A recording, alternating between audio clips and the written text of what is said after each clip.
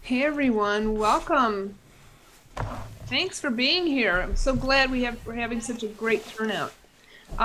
If you didn't get a chance, put your name in the chat and where you're from and what you do. My name is Donna Heitmanek.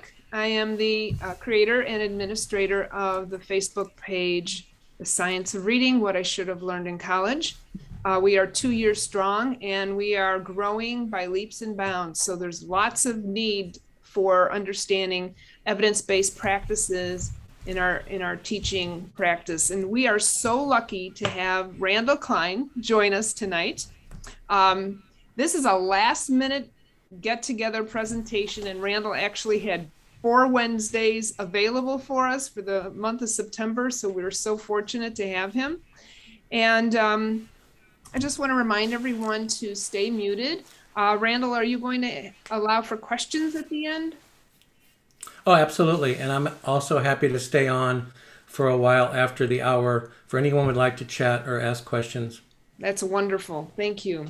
So a little bit of information about Randall. He's an early reading specialist and author from Bozeman, Montana, and he taught in a multi-aged early childhood classroom for 16 years and is the author of the Klein Method of Early Reading Mastery. Randall has successfully taught hundreds of children from ages 3 to 7 how to read and has used this experience to formulate the techniques and methods he now delivers to educators and parents in his presentations on methods and materials for early reading instruction. It's Randall's desire to create a heightened awareness of the need for systematic, explicit, and developmentally appropriate reading instruction for beginning and struggling readers ages 3 through 7. So we are so glad to have you here. For some of you, you may have seen the presentation we had in August that the Wisconsin Science of Reading Facebook page had, and I was blown away with the great information that Randall shared. So I'm so happy that he agreed to do this again for us. Not only once, but 4 times we're going to have him. So yay. All right, Randall, without further ado. Thank you so much, Donna. I really appreciate the opportunity to share what I know and to talk about early reading because it's my great passion. It's been my great passion for about 40 years. So I'm just going to start the presentation. And oh, wait a minute. You know what? I forgot to screen share. I don't need to. Oh, you're good. Okay. Yeah. Okay. So tonight's topic is phonemic awareness for children, young children ages 3 to 7 years. But I want to say right off the bat that the methods and materials, the techniques, the principles that I will be discussing, very appropriate for young children. But when you have a 6-year-old, a 7 or 8-year-old in kindergarten, 1st or 2nd grade who is struggling, who has dropped stitches, these things work well also, except that the older child will move through them quickly, and it will shore up their foundational understanding about how our spoken language and our written language map. And so I'm just going to share with you what I know, and here we go.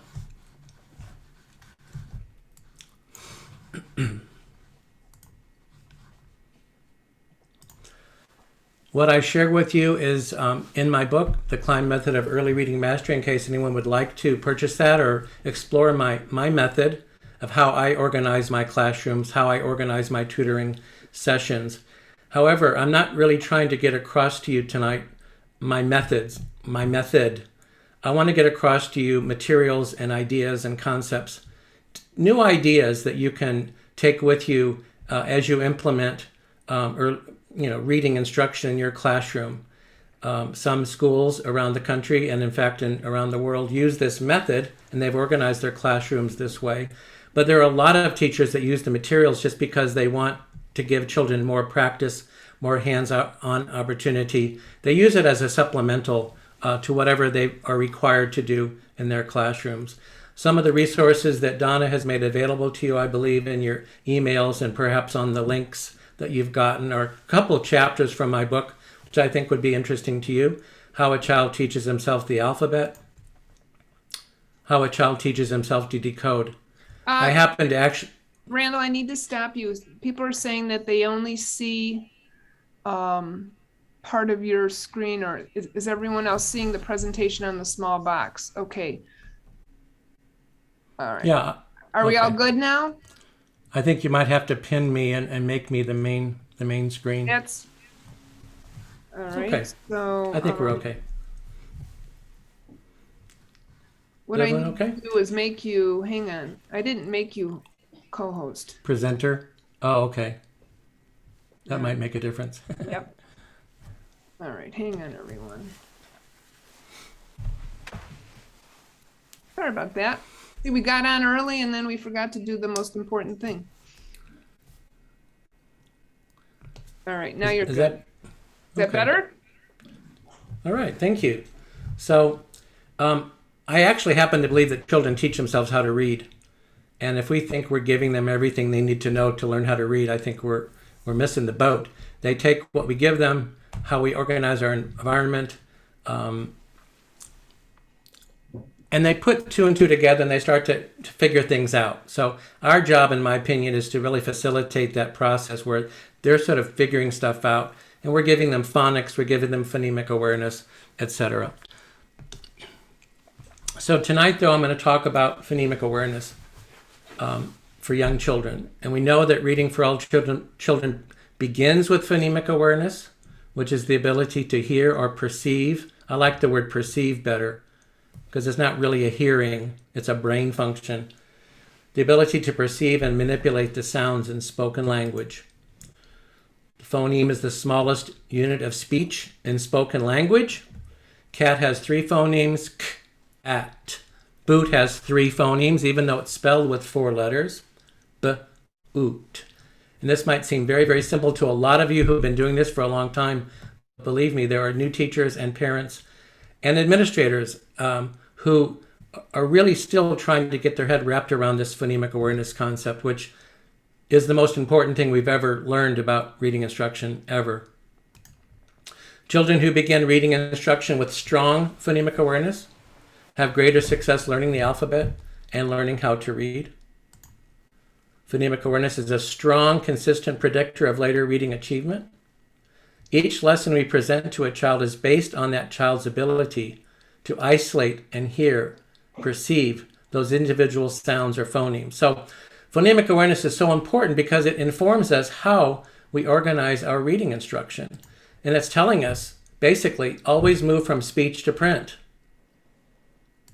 Always move from sound to symbol.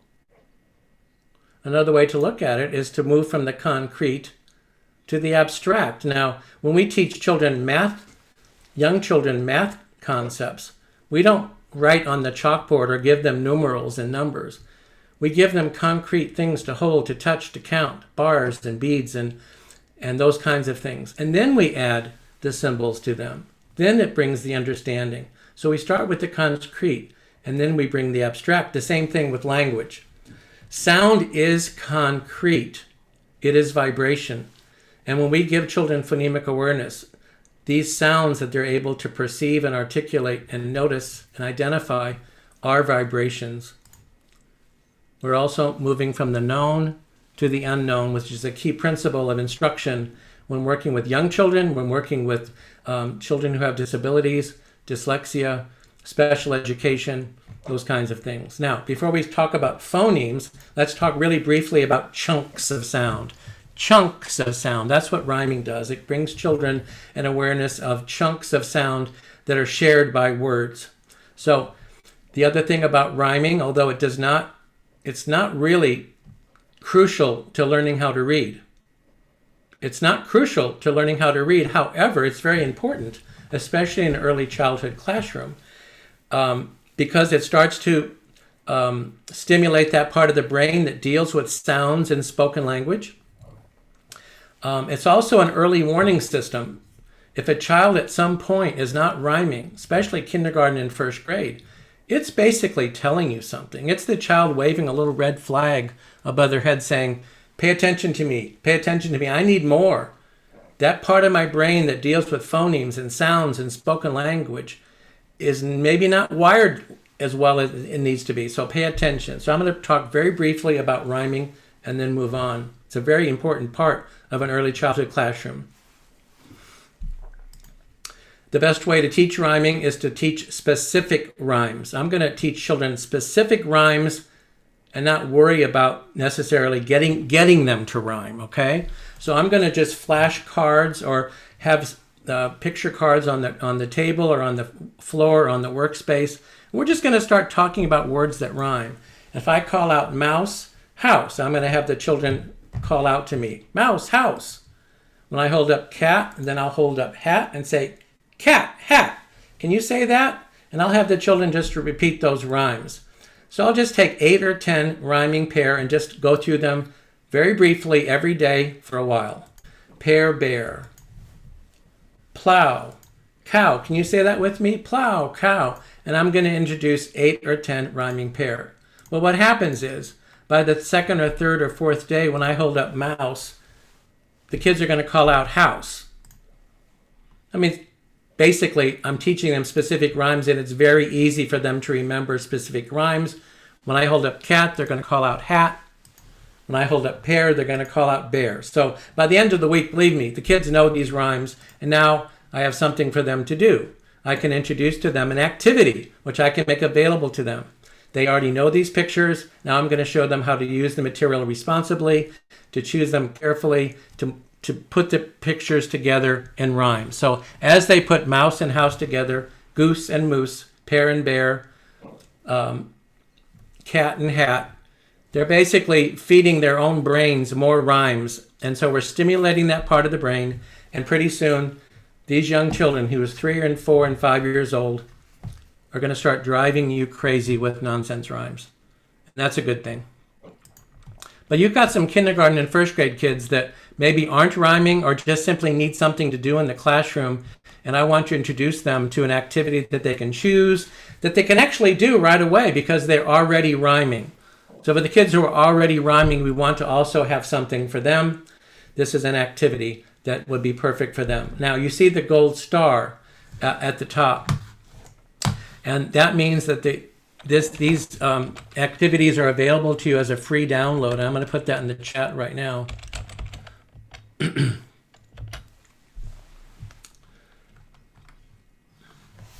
I do sell materials, but I'm more interested in selling you ideas and selling you game concepts so you can implement them in your classrooms. But we're going to focus on 2 essential skills, the most essential skills for young children who are learning how to read, beginning sound isolation and phoneme segmentation. Now, there are other skills on the spectrum of phonemic awareness, like phoneme deletion, substitution, reversal. But I urge teachers to consider that these are the 2 most crucial skills, and therefore should be given the most attention and the most time. Let's talk about beginning sound isolation. The child's ability to look at house and say, ha, to look at the picture of zebra and say, zzz, to hold the banana and say, buh, to touch the table and say, t, is extremely important. It's not something that we just test for. It is crucial to the understanding of the alphabetic principle. When a child, a young 3-year-old or a 4-year-old, certainly a 5 and of course a 6 or a 7-year-old, can look at the picture of bear and say, buh, then they're going to understand that black abstract symbol in a different way. They might have already learned the B says buh, but I want them to understand this. So this is the alphabetic principle, and I consider myself a teacher of the alphabetic principle. And when you do that, when you have that perspective, that sort of angle, your children are going to learn the alphabet sounds very quickly and really deeply, really profoundly.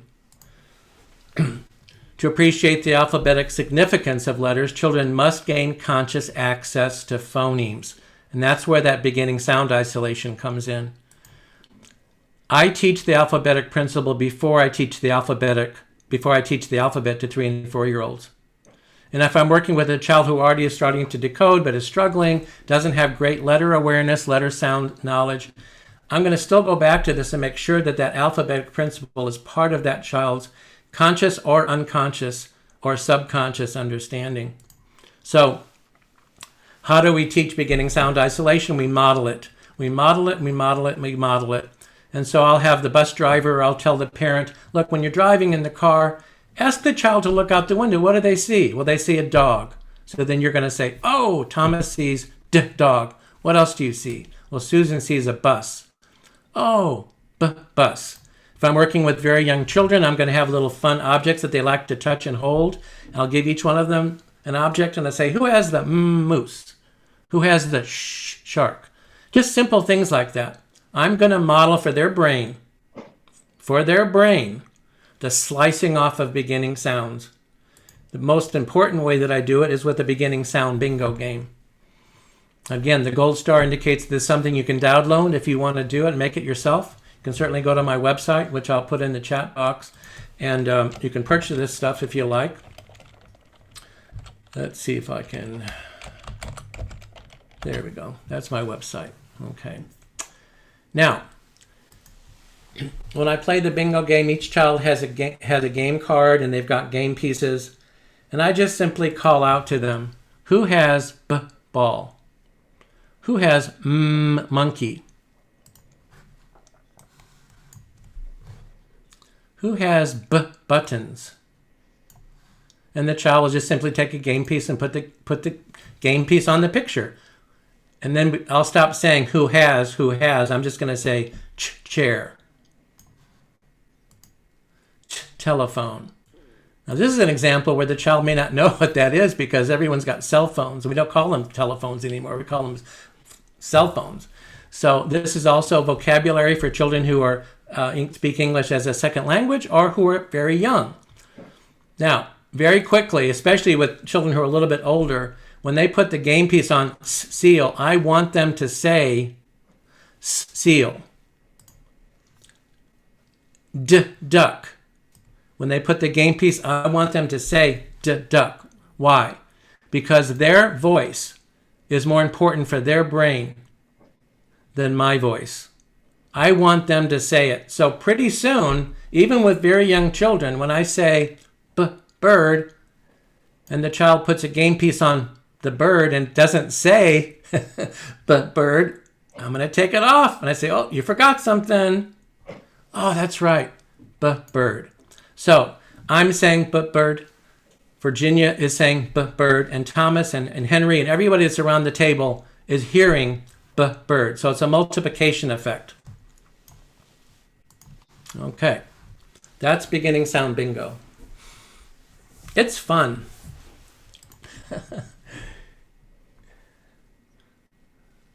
Now, of course, with an older child, they might be able to be the teacher calling out the sounds, but I just want to be sure that the children in my classrooms and my tutoring sessions are hearing me slice off the beginning sounds. So what happens is, pretty soon the child shows you in some way that actually they can touch the table and say t. They can look at the ball and say buh. So now I'm going to show the individual child how to play this game independently. So Veronica, I'm going to show you how to take a card all by yourself and what you can do with it. So, and you can choose any card you want. We always start in the box. That's where we always start, and that's the wagon. What's the beginning sound of wagon, Veronica? W. That's correct. Now, the wagon is telling us to find all the other pictures to start with W. Let me go first. I'm going to always take a turn and then give the child a turn. I'm going to take a turn. I'm going to go back and forth. Worm. Window. Whale. Okay. Why don't you pick a card? So she's going to pick the key card. So remember, we always start in the box. And the key is telling us to what to find, Veronica? Right. All the pictures that start with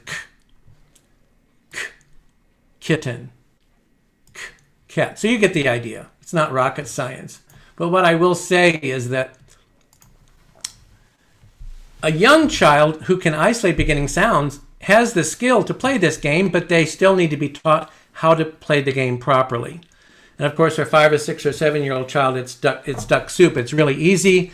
And so we get them to really start practicing their beginning sound isolation, and they get really, really good at it because, remember, they're going to use that beginning sound isolation in all their alphabet work that we'll be talking about a little bit today and more next week. For children who already have beginning sound isolation, of course, they can play the bingo game independently, but I can also have other activities that require them to isolate beginning sounds, but you'll notice that there are no letters on here. I separate phonemic awareness from letter recognition in the beginning stages because I really want, I'm accountable to know that each individual child really has what they need to understand the alphabetic principle. I am a teacher of the alphabetic principle. And when I can convey this to a child, then I can show you how the child starts to teach themselves the alphabet sounds, or how to pick up those drop stitches that's preventing them from becoming better at their decoding.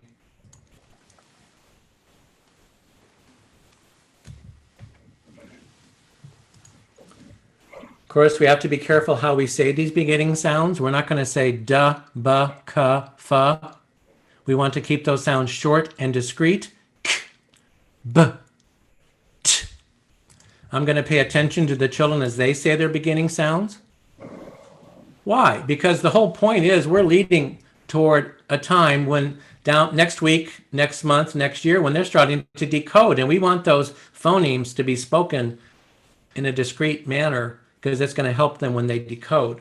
We don't want them saying the, na, because when they blend those sounds together, it sure sounds like Vanna, doesn't it?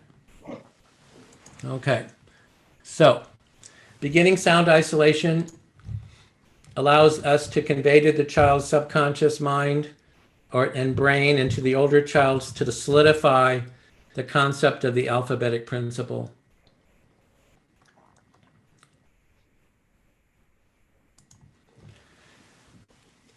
Beginning sound isolation is the open door to the alphabet for young children. And again, part of this is my methods that I'm conveying to you. Part of these, what I'm talking about today, are principles of instruction. And part of them are just games and activities that you can include as supplemental things for what you're already doing. You're probably being required by your classroom, by your principal, by your school director, a particular method you have to use. That's fine. I think what I can offer you are some new ideas, some new games that are supplemental. And some of you might want to really explore, especially if you're early childhood educators, explore what my method really is in terms of organizing a classroom and allowing children to start to teach themselves the alphabet. So, beginning sound isolation is the open door to the alphabet. Let me show you how that works. I am talking to Veronica now. Veronica has shown me, and of course she's doing independent beginning sound isolation, so I know she's good at beginning sound isolation, and she's getting really, really, really much better every time she plays one of those games. Veronica, what's the beginning sound of goat? And she says, G. Well, the goat is telling us that that letter says G. Now, what's the beginning sound of house? And she says, H. Well, the house is telling us that that says H. Now, think about the beginning sound of sun and see if you can tell me what the sun is saying about that letter. Right. S. What does the letter say next to moon? You see, so very quickly I've gotten away from phonemic awareness in the sense that it's leading me as the teacher, and it's certainly leading the child to an understanding of the alphabet. So as soon as a child can isolate beginning sounds, that's when I, with 3-year-olds and 4-year-olds certainly, start to introduce the alphabet in a formal way. That's not to say that I've hidden the alphabet from children or say, you can't do the alphabet yet, you can't do beginning sounds. It's just, it's a signal to me, it's a trigger to me that goes, okay, now Veronica's ready to understand the alphabet so she can start using it and learning the alphabet for herself. I want her to learn the alphabet for herself. So, Veronica, what's the letter next to apple? Right, A. What's this letter? Good. What's this letter? S. So it's not even really hard, but I'm showing her how to use her beginning sound isolation to identify what that letter says. And that becomes more automated the more we do it. And those letter symbols, which are very abstract, soon become less abstract and more concrete.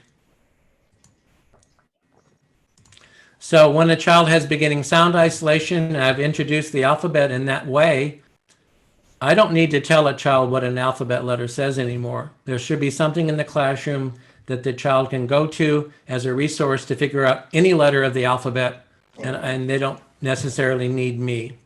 Now, where is this leading?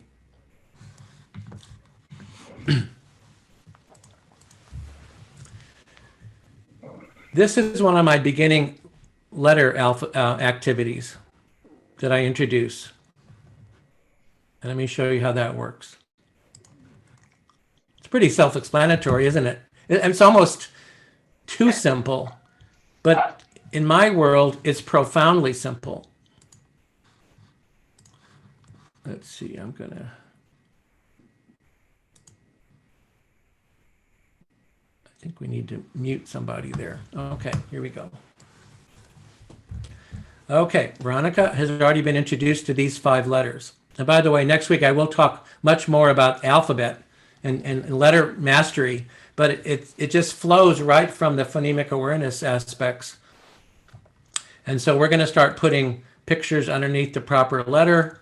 Girl, moon. Oh, that's an easy one because there's the moon. What's the beginning sound of seal? S, right. And I'm going to take a turn. She's going to take a turn. I'm going to take a turn. I'm going to go back and forth because it's not so much. I mean, she's already got the skill, which is only beginning sound isolation. But I want to make sure she understands how the game is played. And of course, those of you who teach first and second graders and kindergarten kids, this is easy stuff. This is easy, and it's an independent activity that they can start right away working with.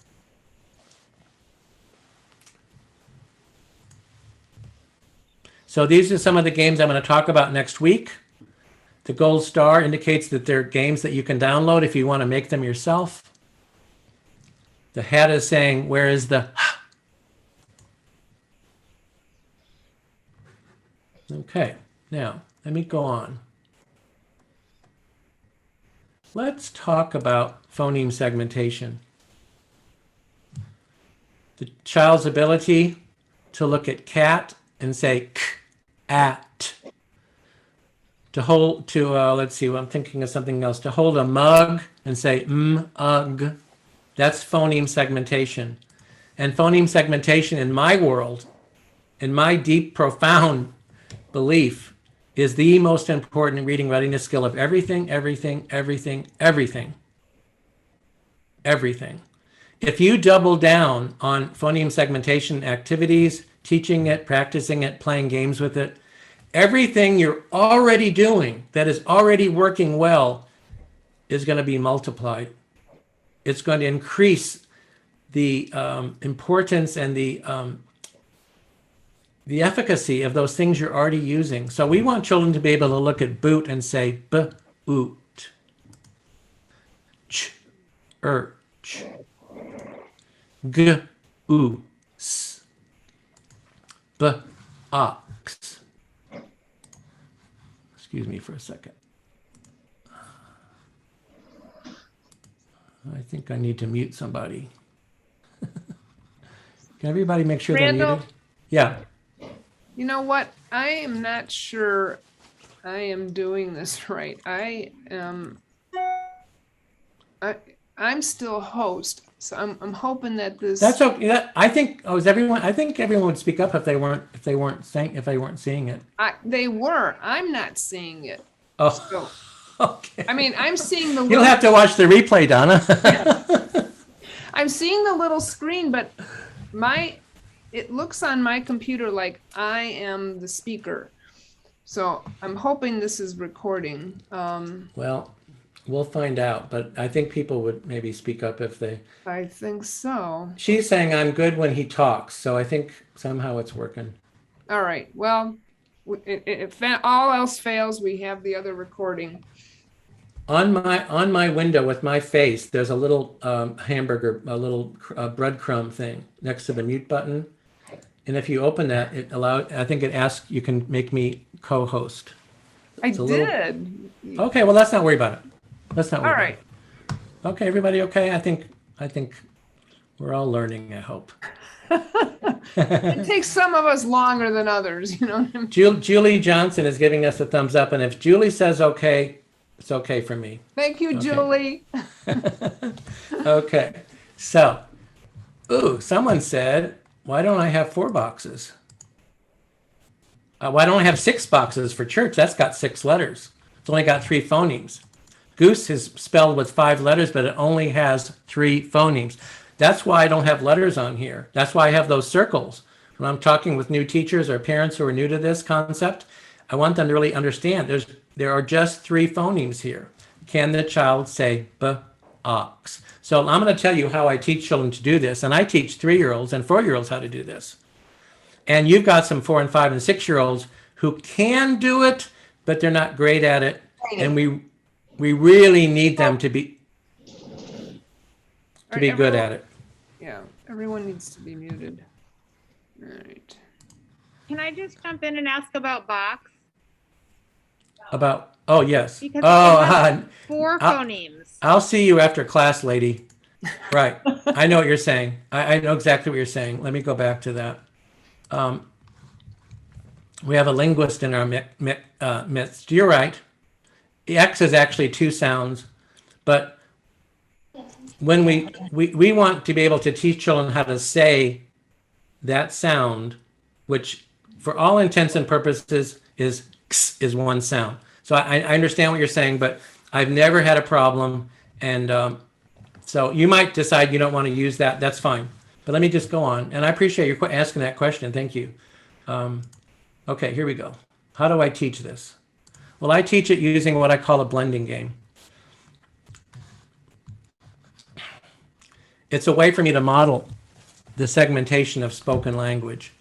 And I use a set of game cards containing pictures of objects and animals that will be familiar to a 3 or 4-year-old child. And sometimes you have a child who speaks English as a second language and they have to learn some of these pictures. That's okay. But there are no letters on these cards. Each card represents a spoken word that contains only 3 phonemes. And the blending game I'm going to teach you right now, teach your children how to segment. So this is my set of pictures. And believe it or not, I carry with me everywhere I go, because whenever I come across a 4 or 5-year-old kid, I whip out my blending game and I start to play with them and I show the parent how to do it. Here's how I do it. I can do it with an individual child, and if I'm working with a small group, which I like to do, I still give each individual child a turn, unless it's a very large group, and then we all do it as a group. But I think of this as an individualized instruction for each child, even if I'm working in a small group. Veronica, now listen carefully and listen to these 3 sounds. Guess what picture I'm hiding from you. K, up. Right. Cup. And I hand her the card. Let's try another one. B, oo, t. Right. Boot. Okay, Thomas, it's your turn. Ch, ch. Church. G, oo, s. Right. Goose. Okay, now it's William's turn. William is a veteran here, so I'm going to make it more challenging. If you don't continue to make things a little bit more challenging for some children, then what's in it for them? They're going to start tuning you out. They want to grow up. They want to progress. They want to be smart. So we want to challenge them without making it too hard. So who did I say it was? Stephen or William? William. Okay, William, you ready? Listen. Actually, this is funny because guess what the next picture is? Uh-oh. I haven't taken that out of my set yet, but I'm going to do it anyway. Okay, ready, William? B, a, x. Right. G, o, t. Eventually, I'm going to say b, d. So you see what I'm doing? I'm separating the sounds apart. I'm not stretching them. I'm not holding on to them. I am isolating them. Phoneme segmentation is the isolation of sounds. It's not the stringing together or holding on to sounds.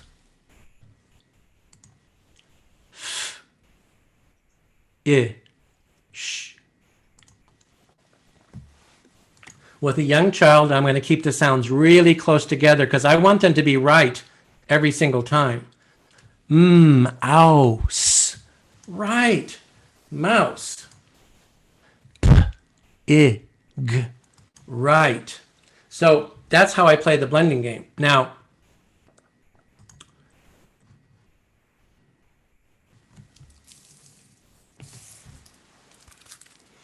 with a very young child, I might give them a choice of 2 pictures. With a child who's 5 or 6 who's starting to decode, or he's showing me that he can segment, I might give him the set and say, okay, give me 3 sounds. And I'll see if I can guess. So I want them to practice it. So I can do lots of different things with this activity. The other thing that I do is a blending bingo game where everyone's got a card, everyone's got game pieces, and I do the exact same thing. Who has ish? Who has us? I was talking to a mom that I'm coaching. She has a really, really bright 4-year-old. And she said, well, as soon as I say, she knows it's the fish, so she puts the game piece on there. So I was about to tell her what I would do when she decided to tell me what she did, which was a great idea. She said, well, I have her close her eyes first. She has to say the word before she can put the game piece on. B-us. So then she says bus, and then she can put the game piece on. Okay. Why are we doing this? Well, we're doing it for a couple of reasons.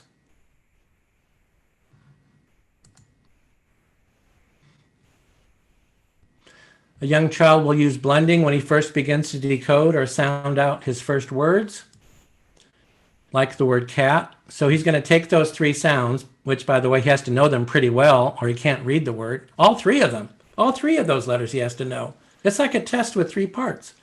K, a, t. And in the beginning, it takes him a while to get to that 3rd sound, and he has to blend those sounds together. Well, we don't want him to come up with the word top, which happens sometimes, right, teachers? They get to the last sound of the word, and it took them so long to get from the k to the t that they say, well, what the hell? I'll just go with the last sound I heard, which was the t, and they come up with the wrong word, top. But we want them to come up with the correct word. So we're teaching them fantastic blending skills so that when they do start to decode, there is no problem. They can blend those sounds, even if it takes them a little bit to get through all 3 or 4 sounds.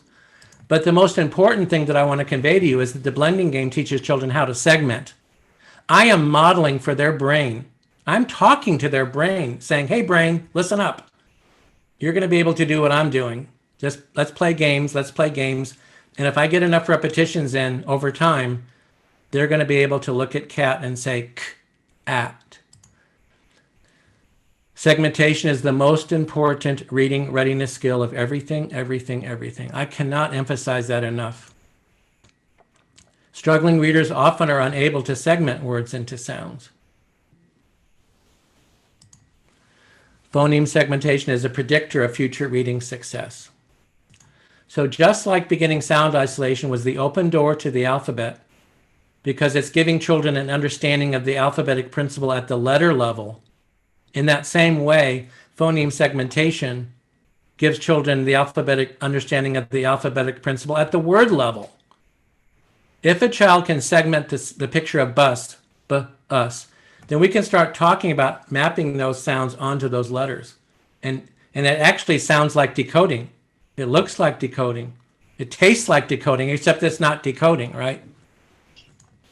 So let's really briefly look at how a child might use their phoneme segmentation to either teach them how to decode or to shore up their decoding skills, help them pick up drop stitches so they can really progress toward connected text and making words automatic, sight words.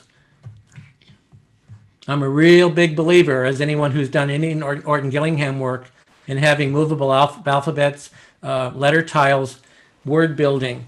So Veronica, what are the sounds of pig? And she says, p, I, g. Okay, say those sounds one more time and I'll move the letters. Ready? P, I, g. See how we do that? Now, Veronica, I want you to take a turn. I want you to do it. Remember, what are the sounds of pig? Right. Pig. So now I'm going to observe Veronica, whether she's giving the sounds and moving. This is really simple, but it's profound. And for a 4-year-old, it's not so simple. It's all based on phoneme segmentation. Segmentation of the word pig is driving the engine of this activity. Encoding words is the most powerful way to prepare a child for decoding. Did I say I meant encoding words is the most powerful way to prepare a child for decoding words. This is a school in South Africa where I went in 2018 to implement my methods, and it's actually an orphanage and a Montessori school that has, I think, 7 preschools and 4 elementary schools. And the director of the school, I taught his child in 1st grade many years ago, and he remembered me, and he really, illiteracy is one of the legacies of apartheid in South Africa. And he is bringing literacy, and in this case, Montessori, to the underprivileged in his community. Okay, I got to keep moving. We're not going to have time. Let's talk really briefly. Let's continue on with phoneme segmentation, because I want to prepare children also to work with 4-letter words. And so I start playing blending games with 4 sounds. S, w, I, m. Right, swim. T, e, n, t. Right, tent. Veronica, why don't you hide the picture from me and give me 4 sounds? Let's see if I can guess what you have. So I can do all sorts of different things because I want to prepare those children. Again, I'm talking about the child, how I teach them to read, but a lot of you already have children who are reading or struggling or need to have more solid foundation. So all of these, I think, these things work with a range of children in terms of what you need as a teacher. But I want to make sure that children are prepared to work with 4 sounds.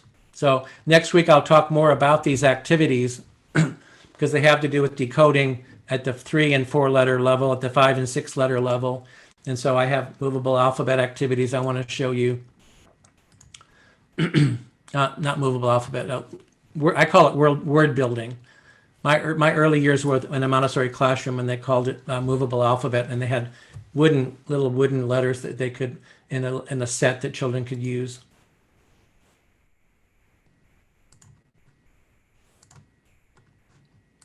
So again, I'm just going to briefly through some of these pictures. I'll talk about this more next week. Ooh, this is a fun game. I got to pause and talk about this because I love this game. It involves all of my materials involve phonemic awareness with letter recognition. So the child is basically segmenting the picture of stop and then having to map those sounds to the proper letters. So the letter is really multiple choice.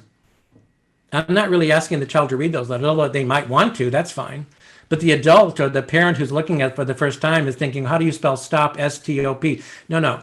But the young child or the child who needs to shore up their literacy foundations, it blends the segmentation with letter recognition. Now, I'm going to jump ahead real quickly to something else I want to very briefly talk about. Because some of you are teaching elementary children, and you're working with children who are really struggling or beginning levels, or they just need to accelerate. And the phonemic awareness that I've talked about is for 3 to 7-year-olds. And I've just talked about really 2 skills, beginning sound isolation and phoneme segmentation. I don't introduce more advanced phonemic awareness stuff to the younger children necessarily. My time needs to be spent making sure that they can segment, that they really get good at phoneme segmentation, and they can start to move into 4 sounds, 5 sounds, etc. But if you've got children who are reading in 2nd and 3rd, 4th, 5th grade, you know that you have to have more advanced phonemic awareness. And so that means you're having to do some activities with phoneme deletion, phoneme substitution, phoneme reversal. And I will admit to you, I do not teach those older children. But when I plan to open a learning center here in Bozeman at some point, maybe when I retire, because I want to really serve my community. And you're going to have children coming to you if you're a tutor. They're in the 3rd and 4th and 5th grade. They've already struggled with reading. They're already failing, and their parents really need these children to get better quickly. So I'm going to teach myself how to do these activities as well as I can do these very beginning activities that I've shown you, like the blending game. So there's deletion, substitution, reversal. Okay, I'm going to say some words for you, and I want you to take off the first sound. Now close your eyes. Take off just the first sound. So if I say snow, oh, what? That's wrong. It shouldn't say without the N. It should say take out the S. Oh, I got to fix that slide. Sorry. If I say brush, you're going to take off the B. Okay, brush. And that leaves you with rush. Take off the first sound of great. That's right. It gives you rate. Take off the first sound of ski. Take off the first sound of trim. Scare. Clap. Well, you get the idea. You get the idea. I'm not an expert in this yet. I will be, I promise. We can't see your slides anymore. Oh, thank you. Thank you. That happens to me sometimes. I get all confused. Okay, well, I made a mess of it anyway, so I'll start a little bit again. Me too, so don't worry. Okay, so you're going to learn to play activities where the children are deleting phonemes, they're substituting phonemes. And this is a really fun one that you can do right away, is to give a child a word like the word oat. And they have to take the word that you've given them orally, and they have to reverse it and say toe. Or if you say chip, they have to say pitch. So we know that for orthographic mapping, which is the big deal now in the science of reading, is they need to have more advanced phonemic awareness. In addition to continued explicit and systematic phonics and reading practice with connected text. So I just wanted to bring that up because I think it's really important to realize that there are more advanced phonemic awareness things than what I've talked about, which is just, phoneme segmentation and beginning sound isolation. I will say, let me pull this up real quick. I don't believe in teaching young children onset rhyme.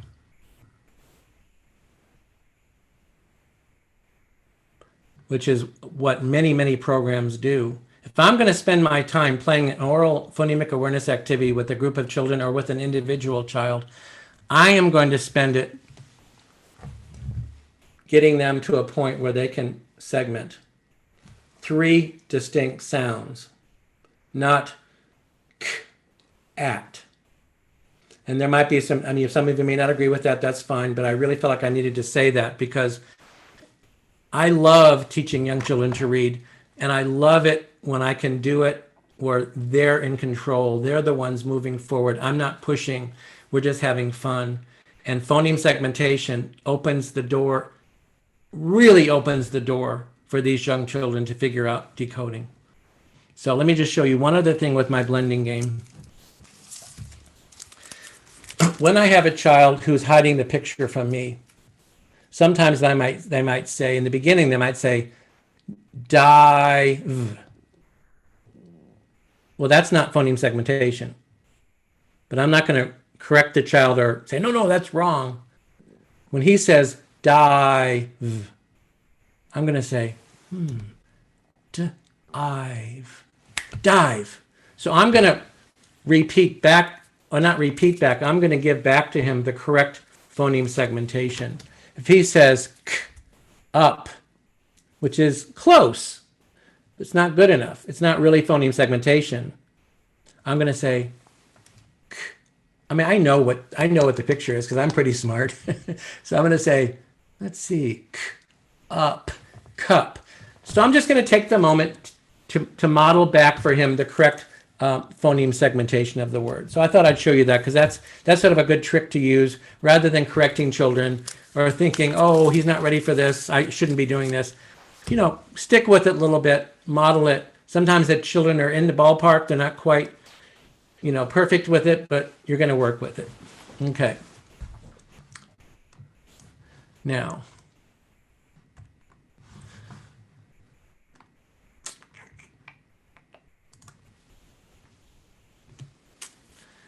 let's open it to questions. And while you're asking questions, I'm going to put a few things in the chat box. I do have a tutorial. Oops, why isn't this working? We had one question. Yep. Randall. Yep. Let me read it to you. Do you have any suggestions for students with complex communication needs who cannot talk? How do we make it more concrete for them when they are unable to make their own speech? You give them a choice. It's similar to what you might do with autistic children. Believe me, I'm not an expert, but I've seen some amazing videos with people who are working with very autistic adults and young adults, and I think there's a certain principle that applies. If you give them a choice of answer, let them touch the right picture, let them choose the right letter rather than forcing them to speak it.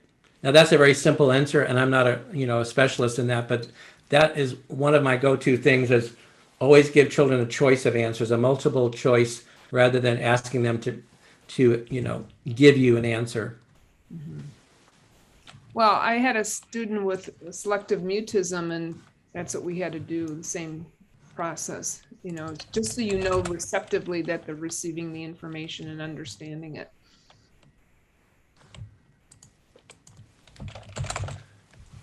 Here's another question. How soon would you start doing this in kindergarten? Good question. Okay, why is this not coming up? Oh, I don't know why it's not working. Hold on, I need to. Okay. Day one. I'm doing the work. They're just having fun with me. We're playing games. I'm hiding pictures. I'm keeping the sounds really close together so they're going to be right. I'm playing beginning sound bingo with them and sort of paying attention to who's maybe already isolating beginning sounds or who's just sort of not quite sure what's going on. Mm-hmm. So phonemic awareness is so important. It is the foundation of everything we do with reading instruction. So everything I do, if I'm just playing a beginning sound bingo game, I'm thinking reading. This kid is learning how to read, but right now we're just doing beginning sounds, and right now I'm the one slicing off the beginning sounds, not him or her. So sort of a short, sweet answer right away. Okay, this was not from today, though. This came from the Science of Reading Facebook page. Someone was asking about your evidence-based practices, and is it based on research? Good question. Mm-hmm. Those of you who have studied the science of reading, who've attended different webinars that go into the research, recognize that everything I'm doing is absolutely aligned with the science of reading. Mm-hmm. I'm not a teacher of research. I'm not here. I've never wanted to try to convince people that what I'm doing is, the teachers have validated for me personally through the last 25 years that what I teach, what I show, my games and activities, the approach that I have is not only common sense, but it works and it's in alignment with research. Mm-hmm. So I know that's not an answer. I would just say, we'll say one thing. I will, and this is not a boast, but it's something that was very meaningful to me. When I published my book last December, I sent it to the Reading League, which is one of the key websites out there promoting science of reading, and I wanted to advertise my book in their journal. So after a while, I heard back from the director, Dr. Mary Murray, who said, "Randall, we loved 99% of your book," which meant a lot to me. She says it's in alignment with research, with what we teach, but there was one chapter that she didn't like, which I've been I have to change. I said, great, tell me what it is, I'll do it. So it's a long answer to a short question. What I teach, I think, is totally in alignment with the science of reading.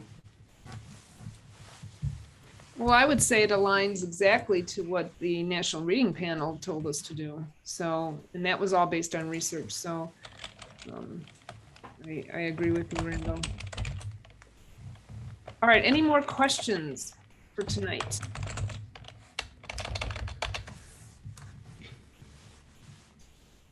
You're welcome to put on your video and raise your hand if you want, although I can't see everyone's.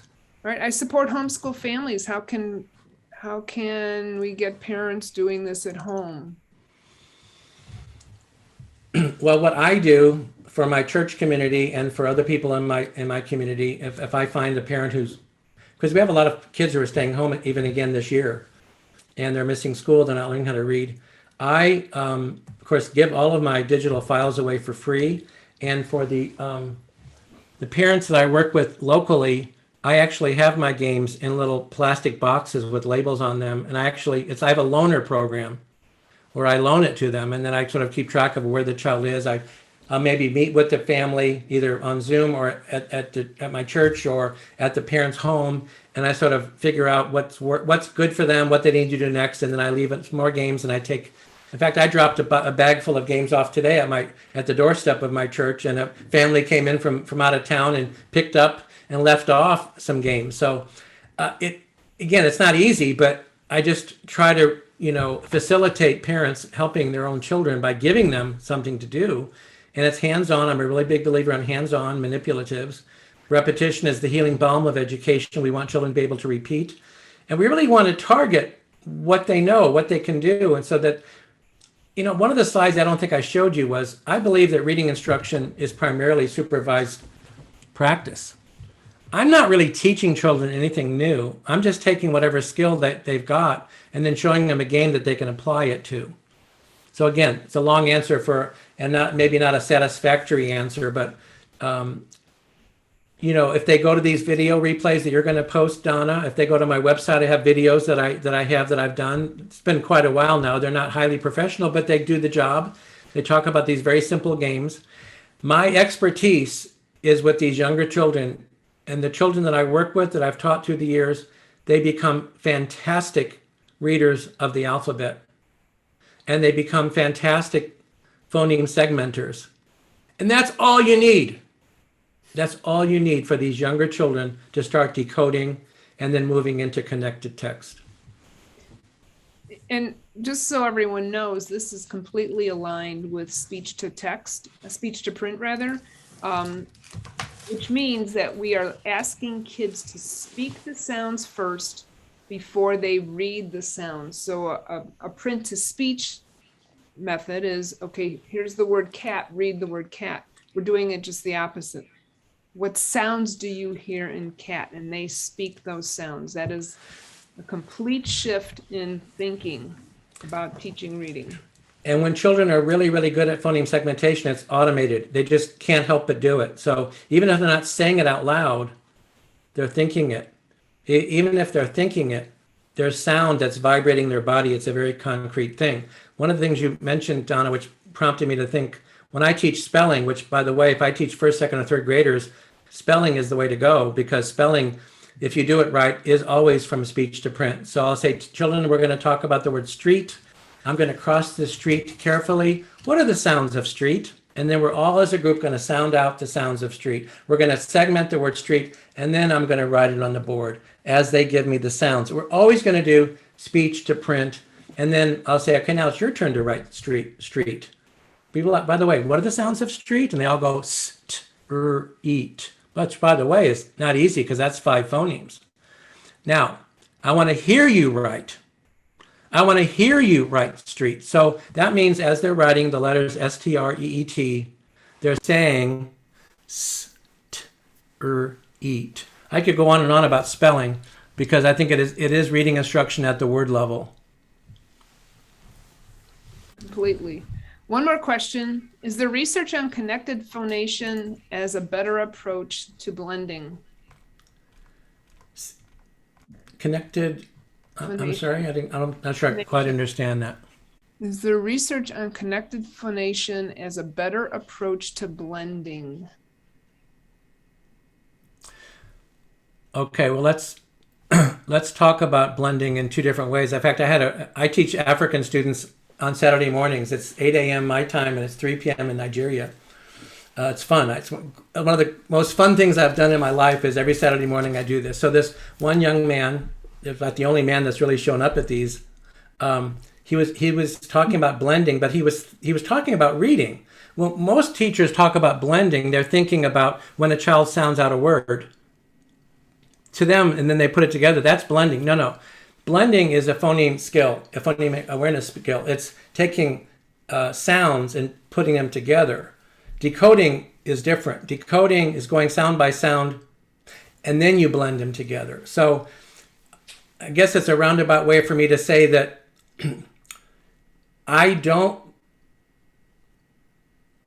first of all, children have to be really good at their letter sounds so that they can more quickly go through the word to get to the end.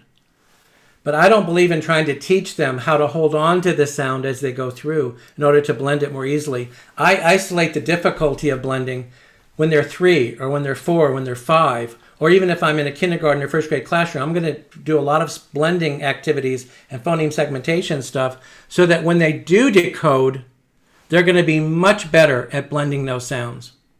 Again, I may not have answered the question the way she wanted, but those are some thoughts on that. Connected phonation is like, instead of saying at, it's bat.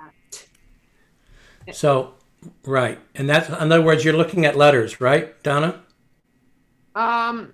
You could be, or you could just be listening. Bat. Okay, well, okay.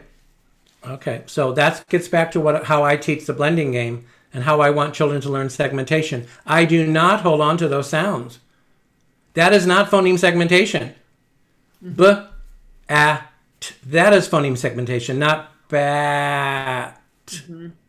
Now, if you disagree, that's fine. I mean, I have no problem with people who are probably very successful and have been doing it differently. But for those of you who are just starting or looking for some new ideas, phoneme segmentation is phoneme segmentation.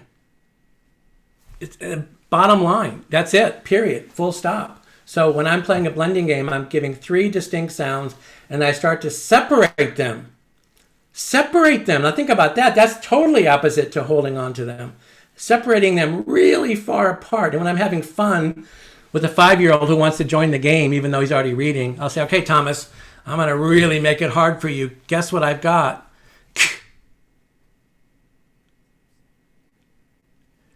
Ah. T. Now, most of the kids have no idea what that is because it was too much for them to blend. But Thomas got it. So again, I'm sort of ranting here and I apologize. Okay. I want to say one thing real quickly, Donna. I am very available to come into your classrooms, into your schools, and to do these presentations. If you have other faculty members, if you feel like your school director, your principal, other teachers in your school would benefit us coming in for professional development, I live for this. So I can create my own schedule and I can do that anytime. And sometimes it's more convenient for me to come into, at 2 o'clock in the afternoon or 3 o'clock at your school to do a quick hour presentation. Just contact me. I think I can put into I think I already did. There's a little booking app that I can give you that you can book a time with me. We can talk about that. So I thought I'd throw that out. Okay, Randall, I think we should call it a night. Thank you again. It was great. And we will be meeting again next week. It's the same Zoom link. Yep. And if you've registered, then you have that Zoom link. You can use it again. I'd love to hear emails from you if you have questions or if you want to comment or if you disagree with some of the things I teach. That's what's fun about having discourse and coming together and sharing different ideas. Yep. I'm going to stay on just for a few more minutes, Don, if you don't mind, for people who simply want to just ask a question. And again, thank you. This will all be posted on Donna Heitmanick YouTube channel as well as the Facebook page, because I'm keeping up that registration announcement all month. So those of you, if you want colleagues to join, it'll be open all month and they'll have the opportunity to look at the recording. Hopefully it's tonight's recording. If not, it will be a replacement from the first last month's recording. You know, I'm old, I don't do technology, so I'm trying to figure it out as I go. I think we did okay. I think hopefully. I'm hoping. We'll see as soon as I upload it, we'll find out.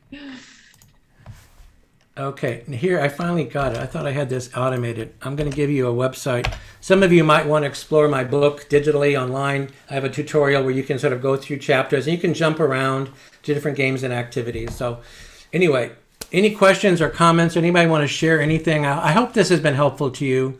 I know that some of you teach 3 and 4th graders, but I still think some of these games and activities, especially next week when we get into decoding, alphabet mastery, and the following week decoding, a lot of these activities are perfect because children just need to have practice and repetition.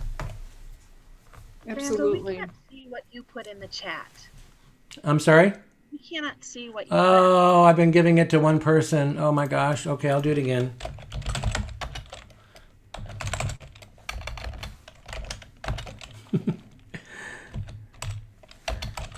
Anyway, anybody have any more questions?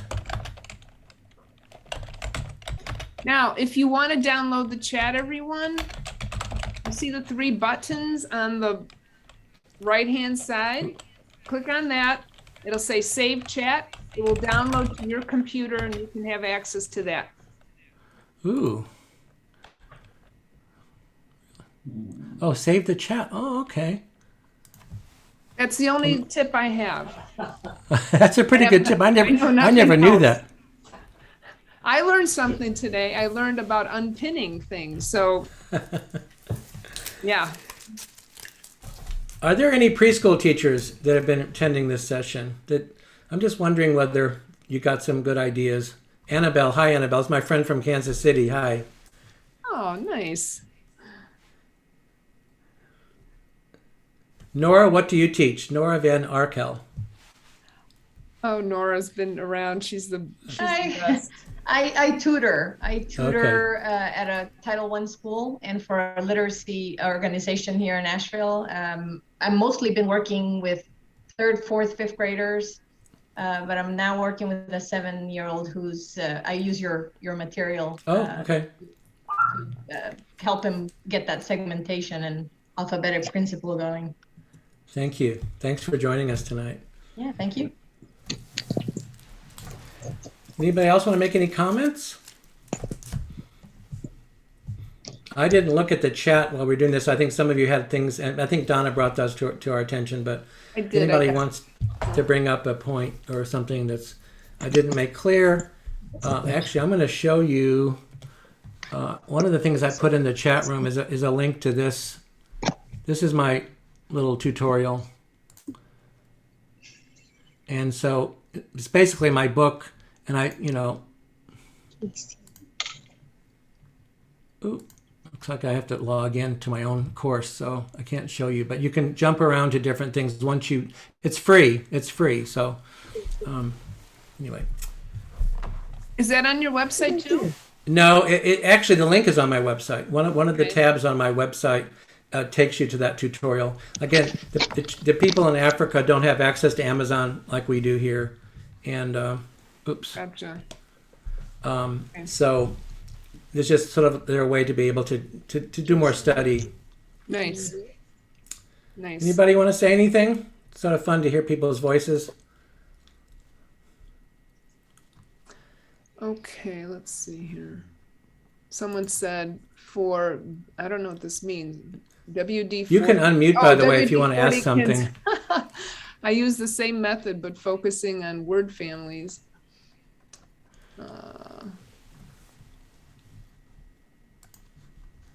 It's in conjunction with what I mentioned above. What was the question? Or it's in conjunction in relation to what Donna said. Oh. It's in conjunction with what I mentioned just directly above that statement. Oh, I see. I use sound boxes in conjunction with blending. Now, actually, that brings up something that some of you who did. What's that one method that Elkonin boxes? Remember what's Yep. that called? Mm-hmm. Okay, so boxes. It's the Let me- same. It's the same. I just call them sound boxes. Right. Let me just talk about that for a quick second because I've got some thoughts.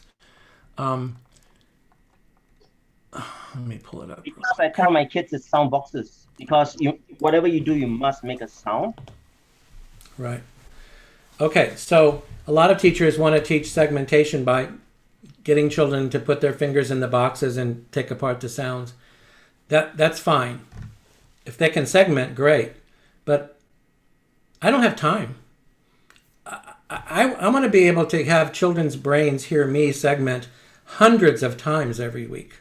And if I only do with card after card, I can only get maybe 10 done. So it's like quantity in some cases is better than quality, and that's sort of a wrong equation.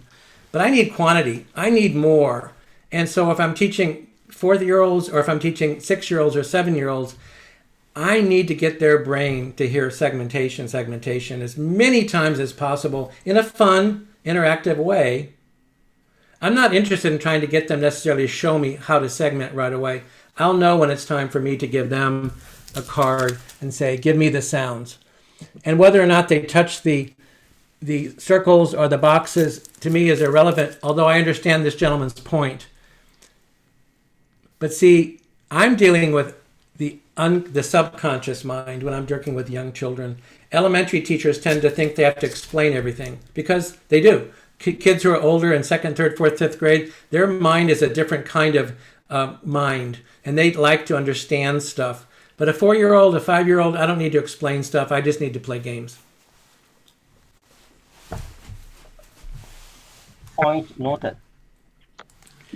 But I don't want to discourage you. I mean, look, if you're getting benefit from it, you're going to find, whenever you have a game or an activity that you like and you have fun, it gets you places, you tend to get better at it, and you tend to change it and add modifications and make it more interesting. And you become this master of this one game that's teaching this one thing, and it becomes so much fun. It's in your toolbox, and you use it constantly. Okay, everybody. Donna, again, thank you so much for inviting me. I'll be back next Wednesday night at 5 p.m. Central Time. You have my email. I'll put it in the box again. Please don't hesitate to email me if you have questions, or if you want to book a session with me, or for you or for your school. Here are the PDF files you can get. What else do I have? I don't know why my tutorial won't. I have a little snippet thing that I use to quickly put that in there. I've also got some videos. Again, not highly professional, but effective and short and sweet. Thank you, everybody. All right, one more thing to everyone. If you want to save the chat, go to the chat box. I want to do that. Okay, and it says to everyone. So I'm going to click on the 3 little dots in the right-hand corner. You see that? And it says save chat. I love that. I can't. Here, I'm going to show you how to do this. I'm sharing my screen. And it's right here. I don't think you're going to be able to show that. Can you see because it? that's part of the Zoom software. Oh, I thought they should see it. I don't know. Right here it says save chat. Okay. Okay, I guess you can see it. All right. And then it downloads everything that was said in our chat. Okay. All right, everybody. I'll see you next week. All right. Good night, Randall. Someone's on a laptop. Okay. Yep. It's 6 o'clock Central Time, everyone. See you next week.